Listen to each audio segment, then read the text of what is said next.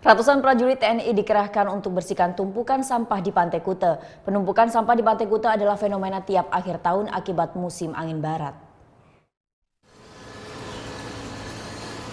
Bermodal peralatan sederhana, 500 personel gabungan Kodam 9 Udayana dan Korem 163 Wirasatya bersih-bersih Pantai Kute, Bali.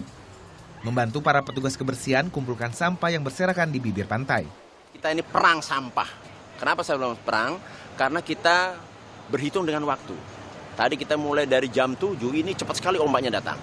Jadi kalau kita terlambat tadi mengambil sampah ini akan kembali ke laut. Dan besok dia akan datang lagi. Jadi mudah-mudahan dengan kita lebih awal bekerja, sampah-sampah ini ke depan bisa lebih berkurang. Dan masyarakat luar yang datang ke Bali juga akan nyaman dia untuk berkunjung ke Bali. Setiap akhir tahun sampah berjubel di Pantai Kute. Mulai dari sampah plastik hingga ranting pohon. Dalam satu hari, petugas kebersihan bisa kumpulkan hingga 75 ton sampah. Ini merupakan fenomena alam yang disebabkan musim angin barat. Sampah dari wilayah hilir seperti Tabanan dan Jembrana terbawa arus hingga ke pesisir Kute.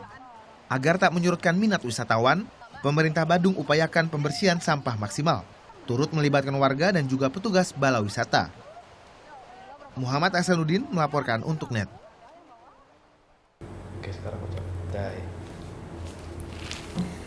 Udah selesai kan nontonnya? Nah, jadi jangan lupa buat like, komen, dan subscribe ya.